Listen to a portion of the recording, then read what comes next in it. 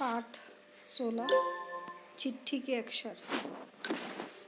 चिट्ठी के अक्षर। इस पाठ में लेखक ने सीमा पर शत्रुओं के साथ युद्ध करते हुए बम फटने के कारण कंधे तक अपना दाहिना हाथ खो देने वाले महिपाल सिंह की जिंदादिली और कर्मठता का वर्णन किया है। कठिन अभ्यास द्वारा बाएं हाथ से सुंदर अक्षर लिखने वाले और संपादक बन चुके महिपाल सिंह ने सिद्ध कर दिया है कि स्वचिंतन द्वारा विकलांगता की भावना पर विजय पाना संभव है। तो बच्चों, आज हम उन्हीं महिपाल सिंह के बारे में बात करेंगे। साधारण दिखने वाले लोग ही दुनिया के सबसे अच्छे लोग होते हैं, यह अब्राहम लिंकन ने कहा था। सुबह के 10 बजे हुए थे और तभी लेखक को एक चिट्ठी मिलती है। चिट्ठी खोलकर चिट्ठी पढ़ने पर पता चलता है कि संपादक महिपाल सिंह जी ने उन्हें चिट्ठी इसीलिए लिखी है कि वह चाहते हैं कि लेखक उनके लिए एक कविता लिखे। इस चिट्ठी ने उनका ध्यान अपनी ओर आकर्षित कर लिया। इसका कारण था चिट्ठी की लिखावट। वह बहुत ही सुंदर थी। हर अक्षर सांचे में ढला हुआ मालूम होता था। महिपाल सिंह से लेखक की कोई जान पहचान नहीं थी। यह उनकी पहली चिट्ठी थी, लेकिन लिखावट को देखते ही लेखक के मुंह से अनायास ही निकल पड़ा, वाह, बड़ी सुंदर लिखावट है। और अगले दिन ही उन्होंने कविता भेज दी। पूरे 32 पेज के साप्ताहिक अखबार पर लेखक की कविता छपी हुई थी। यह साप्ताहिक समाचार पत्र था और शुरू से लेकर अंत तक गांव की ही बातें छपी थी।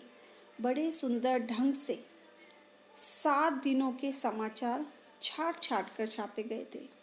किसानों के लिए भी जानकारी थी। लेखक अखबार देखकर बहुत खुश हो गया। दूसरे अंक के लिए फिर एक कविता भेज दी। दूसरी कविता भी अखबार में छप गई।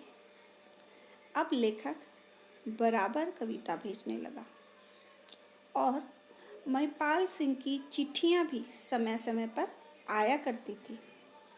वे कभी कविता मांगते और कभी कहानियां मांगते थे और लेखक भी उनकी इच्छाओं की पूर्ति कर दिया करते थे।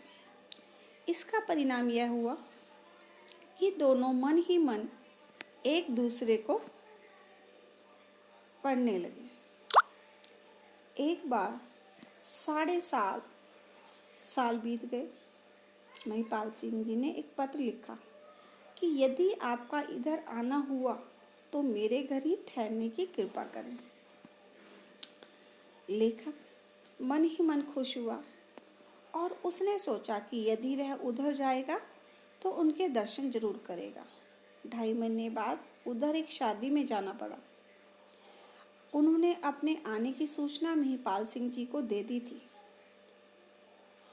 बस से सफ़र करते हुए वह पहुंचा तो देखा सामने एक आदमी बैठा हुआ कुछ लिख रहा है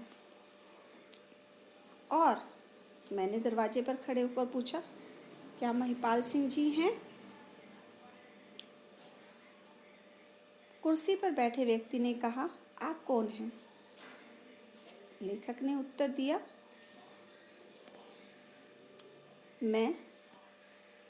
मेरा नाम अखिलेश शर्मा है। महिपाल जी खुश होकर उन्होंने उन्हें गले से लगा लिया और बोले, मुझे माफ़ कर दीजिए शर्मा जी, मैंने आपको पहचाना नहीं। मैं कुछ कहना चाहता था, किंतु उनकी और मेरी दृष्टि उनके हाथ पर पड़ी। उनका एक ही हाथ था, बायां। दायां हाथ कंधे तक कटा हुआ था। मैं आश्चर्यचकित होकर उनकी तरफ देखने लगा। वे बड़े खुश थे, बड़े स्वस्थ थे। एक ही क्षण में मेरे मस्तिष्क में अनेक प्रश्न आने लगे। क्या वह लिखावट इसी आदमी की है? और क्या वह दाएं हाथ से इतना सुंदर लिखता है? मैं एकटक महिपाल सिंह जी को देखता रहा। तभी महिपाल सिंह जी ने पूछा, क्या देख रहे हो?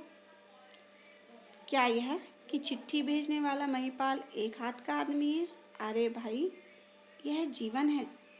जीवन में क्या हो सकता है, कोई कुछ नहीं कह सकता। मैंने कहा, आपने तो मेरे मन की बात भांप ली। मैं सचमुच सोच रहा था, क्या आदमी बाएं हाथ से भी इतने सुंदर अक्षर लिख सकता है? महिपाल सिंह जी ने जवाब दिया, शर्मा जी, दाएं बाएं से कुछ फर्क नहीं होता। जो गुण दाएं हाथ के हैं वही बाएं हाथ में भी होता है। यह तो व्यक्ति पर निर्भर करता है कि वह किस हाथ से काम करता है।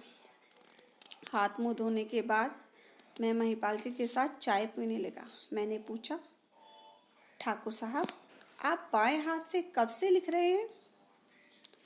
महिपाल सिंह विचारों में डूब गए और बोले, अभी मेरी उम्र 55 वर्ष है। मैं 40 वर्ष की उम्र तक फौज में था। निशाना मारने में बड़ा तेज था। बाएं दाएं दोनों हाथों से सटीक निशाने मारता था। मुझे एक मोर्चे पर जाना पड़ा। जब एक दिन शत्रु अपनी गोलियों का निशाना बना रहा था तो एक बम मेरे पटा और मेरा दाहिना हाथ कंधे तक उड़ गया। मैं गिर पड़ा। मुझे अस्पताल ले जाया गया। महीनों में अस्पताल पड़ा रहा। जब अच्छा हुआ तो सरकार ने मुझे पेंशन देकर सेवा से मुक्त कर दिया। सरकार ने मुझसे पूछा, सेवा मुक्त होने पर कौन सा काम करोगे? तो मैंने उन्हें बताया, एक अखबार निकालूंगा। उसके बाद सरकार ने मेरे पढ़ने लिखने और अखबार निकालने का पूरा इंतजाम किया। मैं घर आकर बाएं हाथ से लिखने का अभ्यास करने लगा। 4-5 साल तक मैं अभ्यास में लगा रहा। बहुत सी कविताएं लिखी, बहुत सी कहानियां लिखी, बहुत से लेख लिखे।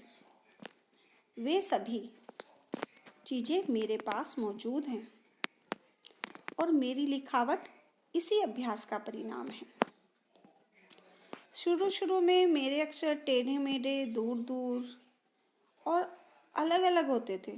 फिर सुधरे और फिर गोल और सुंदर और साँचे में ढले हुए अक्षर बने।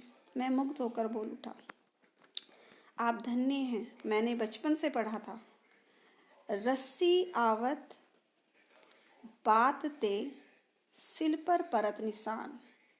आज मेरी आंखों ने प्रत्यक्ष देख भी लिया। इतना बात कहकर मैंने उनसे विदा ली और एक चीज़ समझा कि हमेशा लेखन के लिए अभ्यास की आवश्यकता है।